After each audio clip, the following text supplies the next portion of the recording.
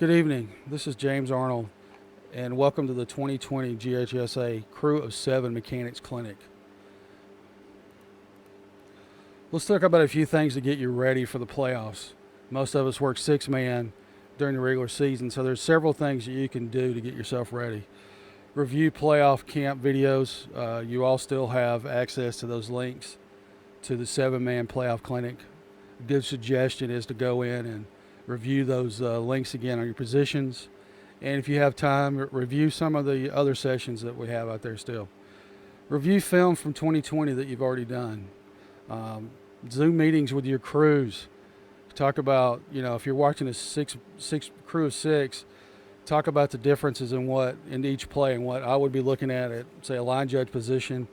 I'm looking at this in this position, but in a 7-man, I'm going to be looking at this. Talk about what the side judge and what the field judge is going to be looking at.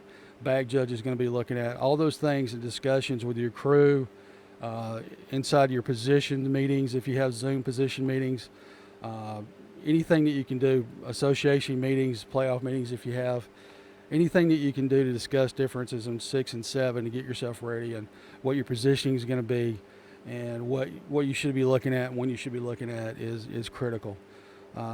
Independent study is a must. You got to do it on your own also, not just with your crew or whatever. You need to read through the manual that you have access to through Referee Digital Portal that you purchased this year. Do those things. Get yourself ready, because when we get times for the playoffs or you're working 7-person crews, a lot of you haven't done it all year. Maybe your association, if you're an association crew, that you're going to do that the last 2 weeks of the regular season. You need to get yourself ready, because once you step out there, especially in the playoffs, you're expected to know your initial positioning, your pre-snap keys, and the required adjustments that you need to take for a 6-man crew. So study, Zoom meetings, association meetings are a must. Let's talk about free kicks, and let's talk about some of the problem areas. Ball watching. I think that's one of the biggest things we even have in every free kick that we have. Everybody's watching the ball, not looking at the area you're supposed to be looking at. Poor positioning and movement after the kick. Where are we moving to? What are we looking at? All those things you need to be reviewing your manual. Talk about your crews. Who has the ball. A 7-man crew, no more than 2 people should be looking at the ball at one time. That's 5 people that should have off-ball coverage and be looking at other things. So we need to make sure we're looking at where we're supposed to be and not just watching the ball. Like this says, majority of officials in crew of 7 have no responsibility specifically for the runner after the return has begun. So you should be looking off the ball or ahead of the runner, depending on your position. You got to know your keys. The referee, you have the goal line in tandem with the wings. Loose balls or catches near the goal line require good pregame discussion. Did the loose ball or caught ball break the plane of the goal line? Rule of thumb, if he catches the ball inside the 1 and his momentum takes him back to the end zone, nobody's going to be mad if you blow it as a touchback. A lot of worse things can happen. If he's right there catching the ball at the goal line and, possession of the end of the kick is in doubt, make it a touchback if you can. A loose ball at the goal line. Remember, if it's still a kick, if it's a muff and it goes in the end zone, it's a touchback. Ball is dead. Concentrate on the blocks ahead of the runner, near the runner. If he goes inside, your primary responsibility for illegal blocks. Those secondary blocks, referees, that's what you're looking for. Secondary blocks. Bag judge and umpire, these positions are critical to detecting illegal blocks ahead of the runner. Once we break it in, once you bust it in after that ball is kicked, remember, you got to bust it in. There's no walking. Bust it in, go get to your position, set up, and then work back from there. You're busting in between the hash marks and the numbers. Don't walk out there. I saw a lot of walking last year in 7-man crews, especially by the umpires. Know your initial position. You're on the same side. It's not like in 6-man where the umpire switches sides. He's on the visitor side or off the press box side every time. The back judge is on the press box side every time. Field judge, side judge, move down your sidelines no more than 10 yards. You're in perfect position to see the contact points between the kicking and receiving teams. Those initial blocks, low blocks, grabs and pull downs, let the play progress, see what happens, stay with your keys. Remember, we're talking about zones this year. Stay with those blocks in your zone. And then when a ball comes your way, you're working back just like a regular play. You do not have the spot until it's inside the 2-yard line going forward. So, back judge and headline judge, initial position is the goal line, or at the pylon. If it comes to your corner, make sure that you're in position where you can tell if it's touchback or if it's kick out of bounds. Make sure if it's kick out of bounds, you're dropping your flag at the spot. If you come up to it, if you have to, that's a good discussion between you and your field judge, side judge. If it's a free kick out of bounds, if it goes to the 35-yard line, let the field judge, side judge come up there and drop their flag. There's no reason for you to run 35 yards to drop a flag. Goal line position, responsible of treating, but off the ball officiating, not in your area. If we have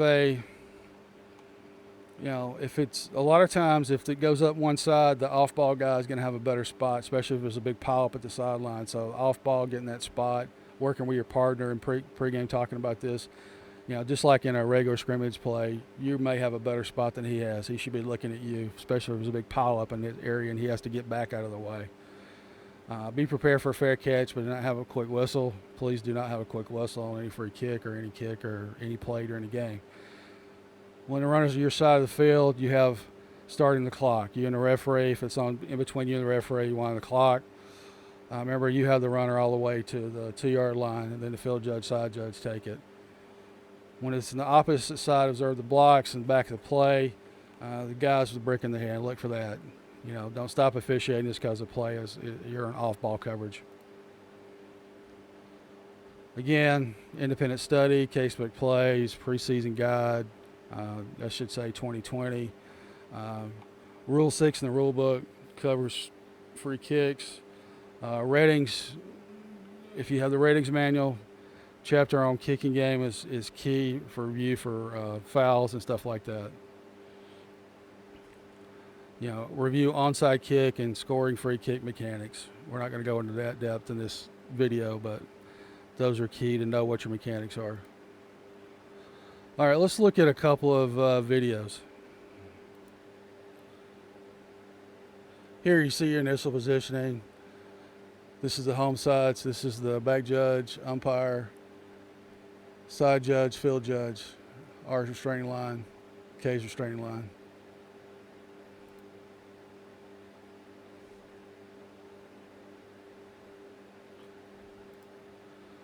Remember, at this point, on a regular kick, not an onside kick, we're going to give them that. This is a plane. This is not a plane. If they have their leg over, as long as their foot's not down on the ground, we're going to give that to them. An onside kick, remember, it's a plane. They have to stay behind the plane if it's an onside kick.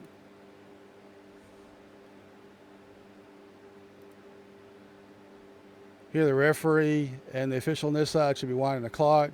This guy's got off-ball coverage. When our zone coverage, this field judge right here, he's in perfect position. He's taking these first line blocks here. The side judge on the other side's got off-ball coverage and these blocks right here.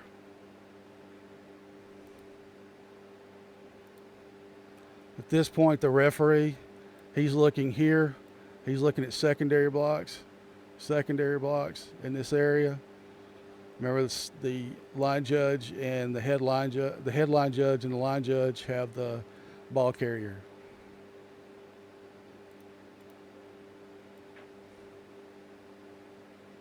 Good coverage here. Go in, get the spot, work with each other. Let's look at it from the end zone view. We're in good position here on the line. Good position, everything here looks good.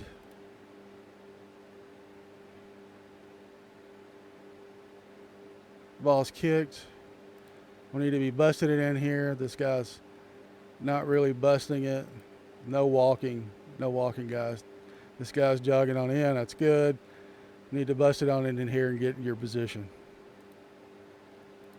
Remember, at this point, the referee here, he's looking at secondary blocks. this area.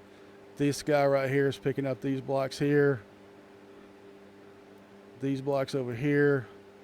The referee not only looking here, he should also be checking out anything over here. You know, we talked about bricking the hand. As the head linesman's coming up to get this, the head line judge is coming up, got the ball carrier, also should be looking at this area also. And like this guy's doing, referees don't get in a big hurry to come work your way upfield. Still looking for this stuff in here. We're looking at the referees looking right here. Off ball coverage. Here's coming in, squaring in. This point, these guys should be jogging on in, picking up the trash here, making sure nothing illegal is happening right here. Good job.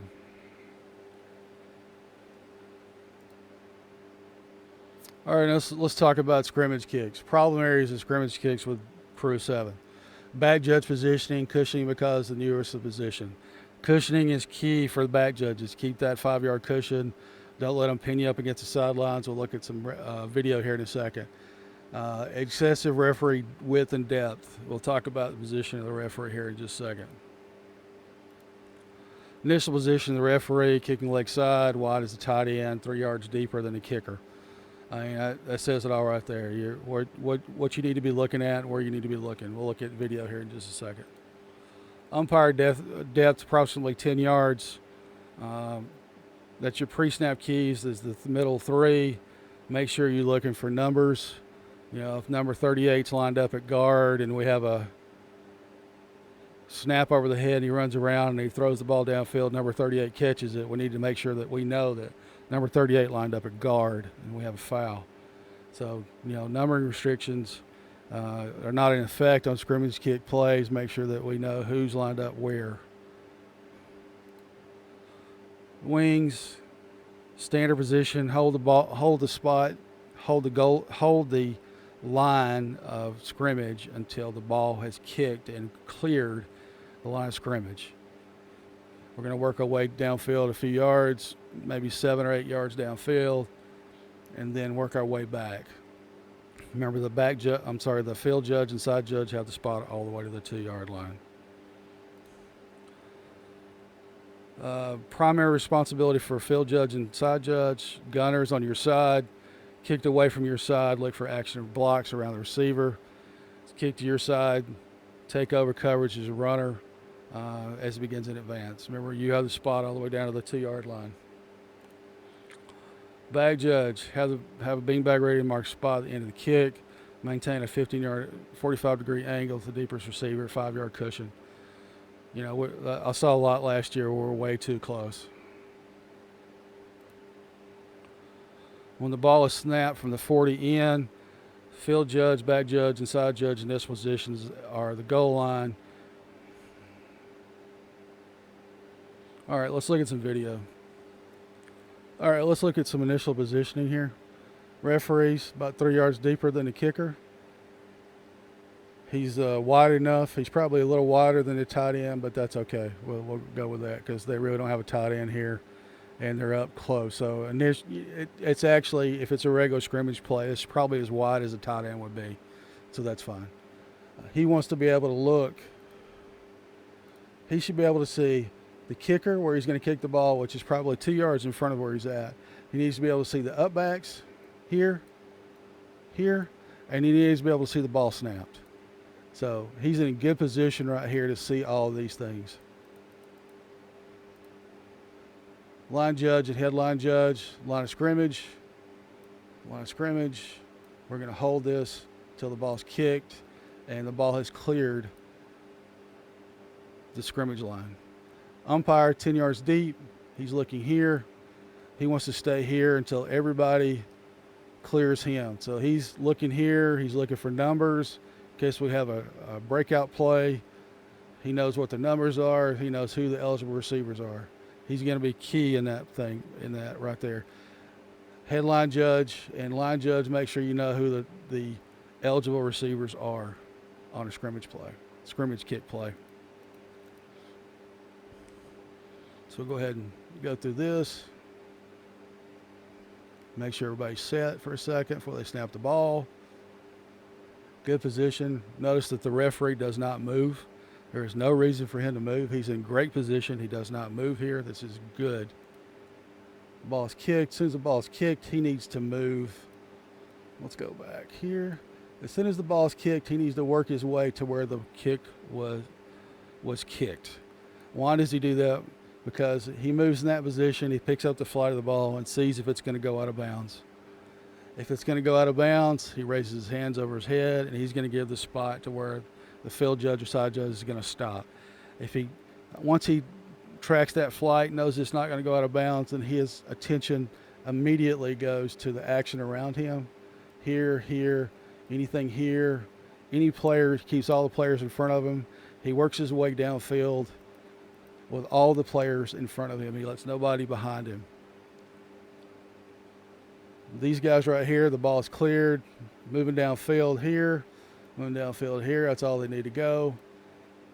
This guy right here is watching all these players in front of him until they clear him. He does not turn until these people clear him. These guys right here, maybe not these guys right here, but anybody coming towards him who is on the line of scrimmage, he's going to let them clear him before he moves. See, he's still got his back, still looking. That's really good. Then he turns late. Doesn't need to move downfield very much. Let the play happen in front of him. Pick up anything in front of him. Same time, the line judge and headline judge looking in this area right here for anybody with a brick in their hand going faster than everybody else, looking for blocks in case there's a return or whatever. They're in good position to pick up those blocks ahead of the runner. Let's go to the end zone view here.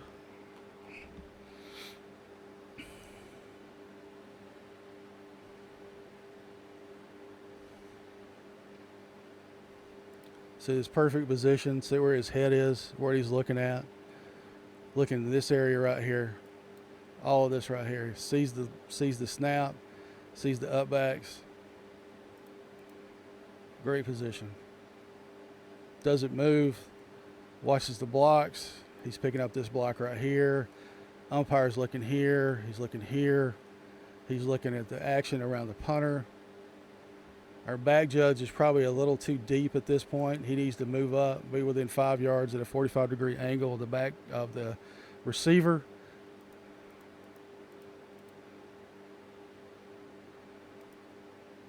Notice our deep wings here in this position. He should be looking at this gunner right here. And this deep judge is looking at this gunner right here. So we have a set of eyes here. We have a set of eyes here. This guy, as soon as he picks up the ball's flight, he's looking at this guy right here, and he's zoned in on him. Probably needs to get maybe 1 or 2 steps. He's 6 yards. I'll go with that at this point. Let's see how the play progresses. He moves up with him. Now he's a little too deep. Instead of going back, he needs to move up a little bit. Move up a couple of yards. Keep that 5-yard buffer. You see, he's a little deep here. See where he's at. He needs to be in this area right here. Because any action on this guy right here, any interference by these 2 guys right here, he needs to be able to see. And he's just kind of standing there. He needs to have already moved up. It's easy. It's easier to say than do. This guy's still looking at this gunner right here. This guy should be looking at these gunner in this area. He can also help here if he's got nothing going on.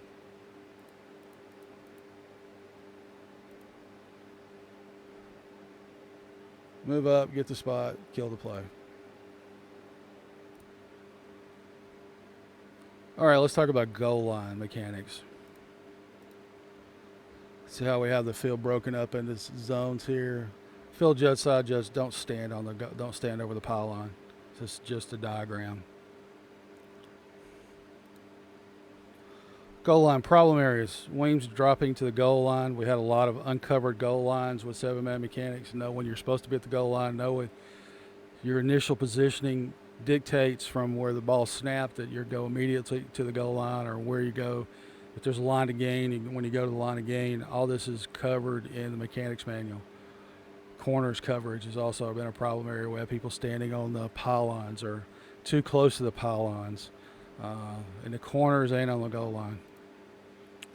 Rev-free pre-snap position reads same as normal positioning. Not as much depth on goal line positions.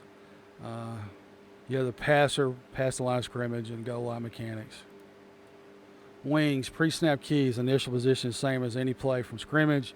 It's the best practice to start deeper off the field, heels in the back of the white line. That's that 3-yard belt. Heels in the back of that 3-yard belt. Limit your movement. If you got a goal line, get to the goal line. If you're responsible for the goal line, inside the 7-yard line, in. So if we snap the ball from the 7 and they can get a first down inside the 7, we're going to go to that position immediately at snap. After that, we're going to get to the goal line. If it's set 1st and 7 to go, we got to be at the goal line. We got to get there. Field judge, side judge. Remember, goal line mechanics actually start at the 25-yard line. 25-yard line to the 7-yard line. Starting position is the goal line at the pylon. So inside the 7, we're going to be in the back.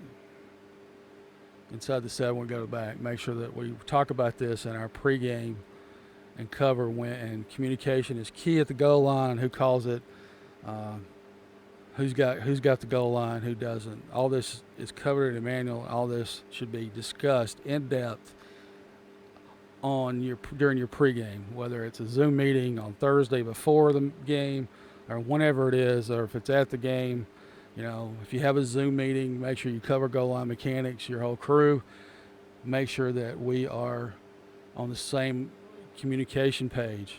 If you have radios, use your radios. Whoever's got the call on who's got the goal line pre-snap. Bad judge starting position is the end line when the ball is snapped inside the 25-yard line. This is your coverage line. So if you're back there by yourself, you have the end line all the way across. You may have some help when it's snapped inside the 7, and the field judge, side judge will be back there with you. But let's make sure that we have the end line covered and how you work that end line. Remember, we stay with our keys a little longer in goal line positioning. Look for holds on the wide receiver, pick plays, defensive and offensive pass interference. Again, independent study is key to this. Let's look at a couple of videos. This is not a goal line play, but this is a good example of communication. We're snapping the ball from like the 30-yard line. The back judge is here at the 5-yard line. The other two deep officials are at the 5-yard line. They've discussed where they're going to stand and what position they're going to take. Just watch how we rotate here. At the snap, he goes back, gets to the goal line. Good positioning here. Good blocks. He immediately gets off of the goal line and backs up here. This is really good. Backs up so he gets a good view. The back judge sees the play coming this way. He moves at the goal line here to be in a good position. And we have two officials in perfect position for a touchdown play.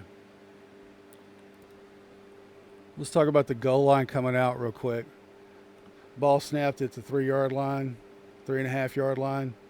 At the snap, I would like to see these two wing officials move back to the goal line. Why do we want to do that? All right, at this point right here, the ball's in the end zone. Let's say this guy shoots the gap right here and tackles this guy. And this guy dives for the 1-yard line. How do we know? And he gets pushed back. These guys being right here, they're not in a good position to see if that guy made it out of the end zone or not. So what we want to do, and we snap the ball inside the 3 like this, is we want to move back here, or the 3 and back. We want to move back here and then work our way out. So let's say he gets hit right there and then push back. We're not in a real good position to see if he made it out of the end zone or not. So just a rule of thumb, move back, then move up, move your way out. At the snap, you're inside, you're at the 3 or back. We need to move back here. I know they're like 3.5, but to get a rule of thumb, if I'm not at the 5 or more at the snap, I'm going to be moving back at the snap. So, just a rule of thumb here, we need to move back, and then as he moves out, we'll move up. I hope you see my point here.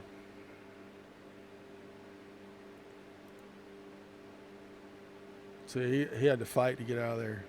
We had to move back. So if we're already at the goal line and then moving up, we're in a better position.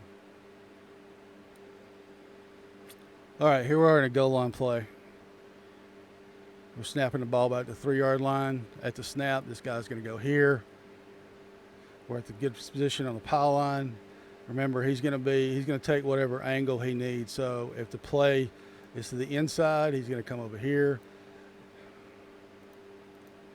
If the play is over on this side, he's going to be on this side looking in. So they move whatever position side of the pile line they need to cover the play. This guy's going to move depending on where the play, but he's going to stay inside here. So he's either going to move here or he's going to move here. He's keeping his position inside of here unless he has to come way over to help out, and he shouldn't have to. Ball snapped. He's getting to the goal line. He's at the goal line. Then he comes back here, squares in, and gets a spot. Nothing really going on back here, so these guys are in good position here.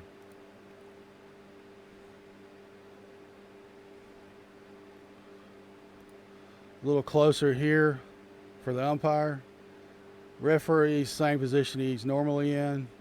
This is in a great position here. They don't really have a tight end. He's a little outside where the tight end would be in a normal stance. He can see here. He can see here. He can see the ball snapped. This is what we want pre-snap. Notice the lack of movement. This is where we need to be. No moving around. He's watching his keys. He's watching the play progress. Umpire's not moving. No action around him. He's keyed in on the action between his 3 guys right here. Good job. Come in after the play's over with.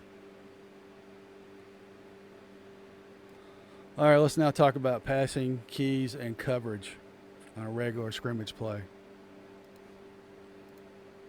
Most complex part of converting 6 to 7 has got to be the passing coverage and the keys. Headsets make it a lot easier on the coverage and talking among yourselves and mechanics and discussing. Back judge must shade to the strength of the formation each time. In a balanced formation, he shades to the line judge side. Numbering system uses identified keys. Widest receiver is number 1. Next widest is 2. There's a number 3 receiver outside of tackle. He belongs to the back judge. Adjustments are made depending on the motion. It's a snapshot at the snap on where these guys are on who your key is. Remember that snapshot at the snap. And let the receivers declare whether they're on or off. Don't nitpick it. Just let them declare whether they're on or off. Do not assume same routes from previous plays. Know your adjustments. 3 receivers to one side at the snap. Number 3 receiver comes off the ball towards the wing or head on judge side. Switch to this receiver.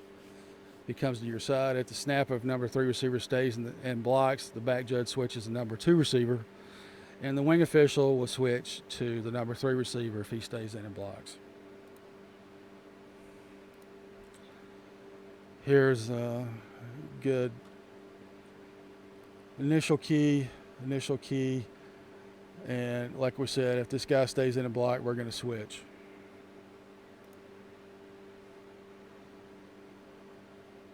So this is 3 to one side. Initial key. This guy comes in motion out of the slot, comes to this side. This guy switches to here. This guy still has the outside guy and the inside receiver, the number 3 receiver on this side. The back judge picks up. Line judge will switch from the slot guy to the back and the back. The field judge will always have this widest guy on this side, on his side. 4 receivers to one side. The wing official takes number 2. The back judge has 3 and 4 at the snap. Then at the snap, if number 4 comes towards the wing, stays in and blocks, the wing official will switch 4. And then the back judge will have to pick up 2 and 3. Remember, we're going to, so you don't stay with the same guy throughout the play. Depending on what the play is, you may have to switch. If number 2 goes straight up the field and goes away from the wing official, the back judge pick up number 2 because he's deep, and then the wing official will pick up 3 and 4 if they stay in close. So again, 4 to one side, the little diamond formation here. He's got the deep guy on the inside. He has to pick up these 2 guys right here. But if this guy runs deep, these 2 guys stay in and block, then the back judge will pick up the number 2 guy, and the wing official here will pick up here. The side judge will always have the outside guy regardless of what he does. And then on the outside here, the field judge has the wide guy on this side.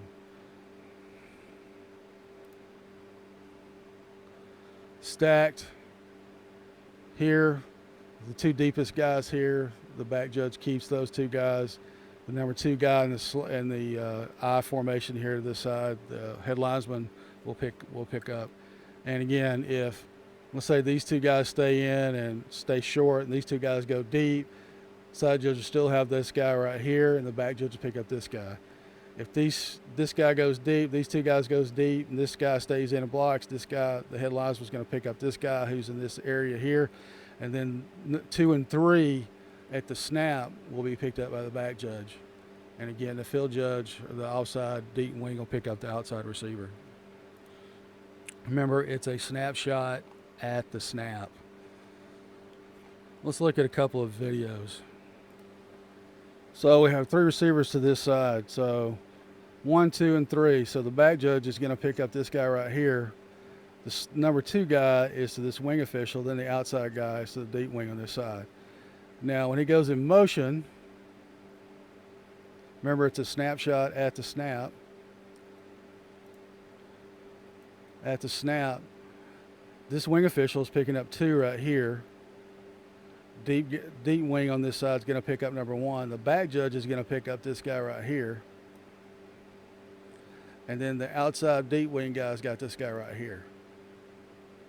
And then this guy will pick up this guy right here. Remember, it's a snapshot at the snap.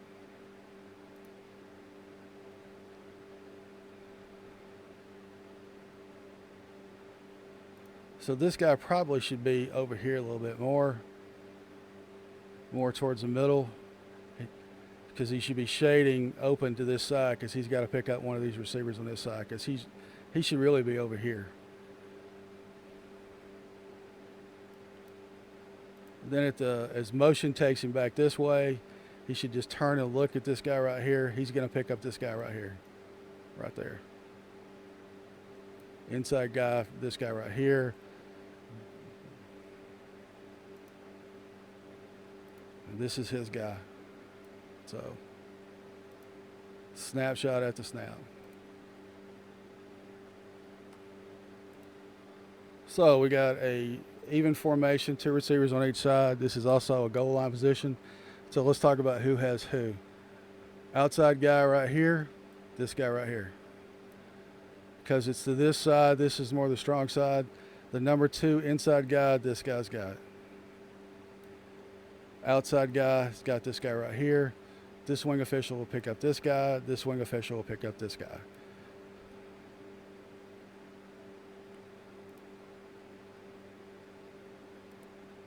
Remember, this is his guy right here. So when this guy cuts inside, if he pushes off or anything like this, this guy has got this guy. If this guy cuts inside, he gets held or grabbed, this guy's got him. These 2 guys out here on an island, this guy right here has got all of this. And then these 2 guys right here, this guy's got his eyes on him. So every eligible receiver, and then plus whatever this back does, if he stays in and blocks, this wing official still got him. Remember, inside the goal line, we stay with our keys a little longer.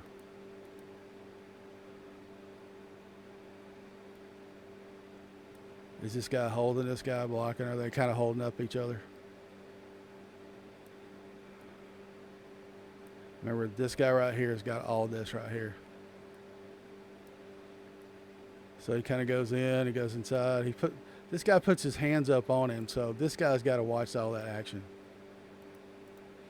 Is there an advantage, disadvantage right there? Are they kind of just grabbing each other? Well, see, he's got his arm wrapped around him, so the only advantage is by the defender. So don't really have offensive holding or a pick because that guy, the defender, had his hand on him. Even though he kind of played into what the offense wanted to do. Go to the inside, go to the inside. This guy still got his hands on him, so he really can't call OPI because the defender is grabbing him. This guy just comes right off of it and then runs a little out pattern here and kind of runs right into what he wants to do. So everything here was legal. Good coverage. Hope you see the positioning. So hope you follow the keys as it goes, as the play progresses. We'll look at the same play from the end zone. This guy right here is cutting to the inside. They kind of grab each other, Number two just and he grabs him as he goes around him. So he kind of takes himself out of the play and opens up this little out pattern for this guy.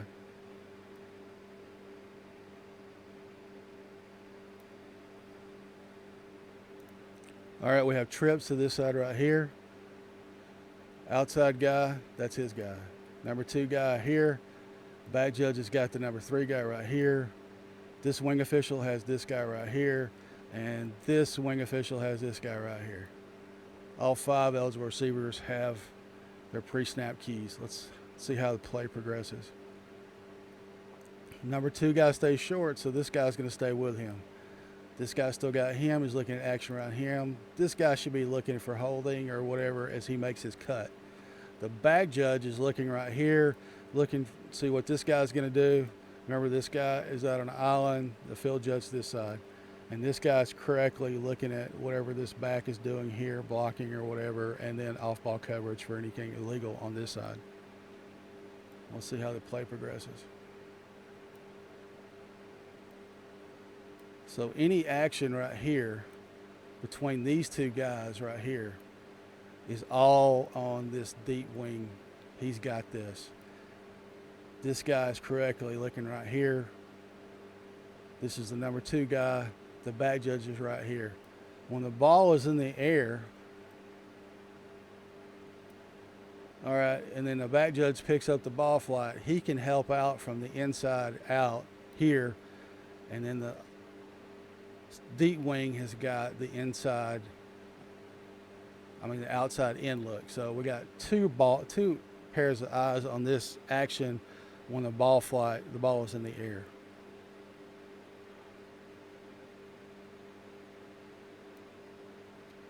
This guy should be secondary coming here and killing this.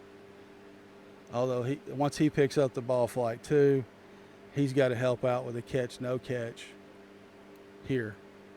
Because the ball was actually turned to him. So as the ball's in flight, now we've got three sets of eyes here looking at the ball and the catch, no catch. So he's got the guy facing him, he's got the guy behind him, he's got any kind of inside action he may have a view on that nobody else has. Correctly, not standing on the end line, staying off the sideline at least a yard. Give yourself a good look to where the foot's in or out of bounds. Same here. I probably would, as this guy right here, instead of moving as the ball's in flight, I would stay until the action is done and then move in. This gives you a better view. All right, let's talk about clocks. In a crew of 7, the back judge is responsible for the play clock, whether it's visible or non-visible. So the back judge has a play clock. Side judge has primary responsibility for the game clock and resets. So if we need to reset the game clock, remember our axiom inside each 5 minutes of each, it's got to be over 3 seconds. If it's outside of 5 minutes of each half for us to go in and reset the game clock. If it's inside of 5 minutes of each half, every second's got to be reset on the game clock if it's something went wrong. And side judge, now everybody has responsibility for the game clock, but side judge has primary. Stadiums with outside the visible play clock, the back judges use the following mechanics. At 10 seconds, he'll hold his hand up above his head. At 5 seconds, he'll give the fist to the side, and then he'll start a visible countdown clock. That's without a visible play clock.